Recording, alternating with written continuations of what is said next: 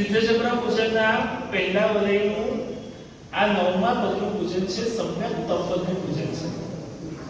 સમ્યક તપપદની વ્યાખ્યા છે તપસા નિર્જરા. જૂના પુરાણા ચીકણા કર્મોને બાળવા માટેનો એક રાજમાર્ગ હોય તે સમ્યક તપપદનું પૂજન છે. કોઈ પણ પ્રકારના ગમે તેવા કર્મો હોય બધાને તોડવા માટે આ સમ્યક તપપદનું પૂજન છે. તપનો મતલબ એ છે કે જે શરીરને પણ તપાવે, મનને પણ તપાવે અને આત્માને પણ તપાવે. પ્રભુના શાસનની કદાચ મોનોપોલી કહી શકાય એવું આ સમ્યક તપપદ છે.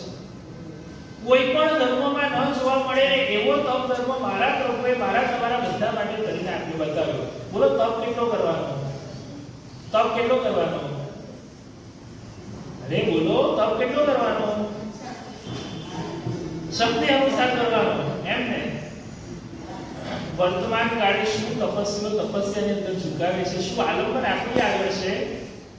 સાધ્વીજી શ્રી હંસ કીર્તિ શ્રીજી મહારાજ સાહેબ વર્તમાન તપની 377મી ઓળીનું પારણું હમણાં થયું. કેટલી? 100 + 100 + 100 + 78 વર્તમાન તપની ઓળીનું પારણું. એમાં પણ આંબેડમાં સાદા 4-5 દ્રવ્યોથી ચલાવી લેવાના. આચાર્ય હેમ વલ્લભ સુરેશ્વરજી મહારાજ કે જેમના આંબેડનું પારણું આવતા ભવે થવાનું છે. તમને તો એટલું જ ખબર છે કે આજીવન આંબેડ કરે છે, પણ એ તમામ આંબેડની અંદર તમામ પ્રકારના ફરસાણનો ત્યાગ છે. આંબેડમાં તમામ કડક વસ્તુઓનો ત્યાગ છે. મહાત્મા કહેતા હતા કે આચાર્ય ભગવાન જે રોટલા આંબેડમાં વાપરે છે ને એ રોટલા આપણને કેરીના રસ સાથે પણ આપે ને તો પણ આપણે ઉતારી ન શકીએ. કોઈ અનાથ આશ્રમના, કોઈ ગરીબ માટેના ખુલ્લા સદાવ્રત ગૃહના એના રોટલા લેવાના 12 વાગે કરવાના, પાણીમાં પલાળીને રાખવાના અને 4-4:30 વાગે રોટલા વાપરી જવાના. આવી રીતે વર્ષોના વર્ષ આંદોલન કર્યા છે. એક આચાર્ય ભગવાન જેમનો સંયમ પર્યાય અત્યારે 60 વર્ષનો છે અને 70 થી વધારે જેમને શિષ્યો છે. આચાર્ય ભગવાન તે દીક્ષા લીધા પછી હજી સુધી એક પણ લીધું રાખે નથી.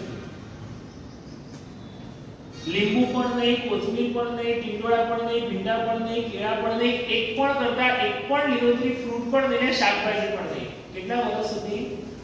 60 વર્ષ સુધી. અને આચાર્ય ભગવાન એટલે આચાર્ય ભગવાન જગ વલ્લભ સુરેશ્વરજી મહારાજ સાહેબ એમના પાઠમાં એમ કે અમારા ગુરુ ભગવાન માટે કોકવાર ટામેટા કે કોથમીર વગરની દાળ મળી જાય ને 15 દિવસે કોકવાર દાળ મળે ને એનો જ કોથમીરની અંદર તો અમને એવું લાગે કે આજે અમે અમારા ગુરુ ભગવાનને કોઈ મીઠાઈ મોકલાવી.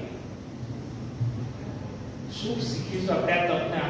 આપણે કેવું છે કે આપણે બિયાર શું કરીએ તો બીજા દિવસ સવારે એવું લાગે કે આપણે ઉપવાસનું પારણું છે. જેમના પણ જીવનમાં તપ થઈ શકતો નથી, જેમને પણ સવારે 7 ને 10 બરાબર મીઠી ચા વગર જેવી પણ સવાર પડતી નથી અને રાત બરાબર પણ ચા વગર જાગતી નથી, એ બધાને તપ ધર્મના ચિકના અંતરાલ દૂર કરવા માટે આ સમ્યક તપપદનું પૂજન છે. જો સંકલ્પ સાથે આ સમ્યક તપપદનું પૂજન કરો ને તમારા જીવનમાં પણ તપના અંતરાલ તૂટે જ. એકવાર પુરુષાર્થ તમારા જીવનમાં પણ શરૂ થાય એવું આ સમ્યક તપપદનું પૂજન છે. અહીંયા બેઠેલા બધા જ ખૂબ શ્રદ્ધા સાથે આ સમ્યક તપપદનું પૂજન કરજો. જો તપના માર્ગે આગળ ન વધી શકે તો ત્યાગના માર્ગે આગળ વધીએ. કમસે કમ 5 તિથિ પાકી પાડીએ. તમારી 5 તિથિ તો લીંબુ મરચાની છૂટ હોય ને તમારે કાચા પાકા કેળા વાપરો ને તમે બધા. આ બધું ગરબડ ગોટાળા બંધ કરી અને વ્યવસ્થિત મારા પ્રભુએ જે કીધું છે એ રીતે સમ્યક તપની આરાધના કરું એવી ભાવના સાથે આ સમ્યક તપનું પૂજન કરી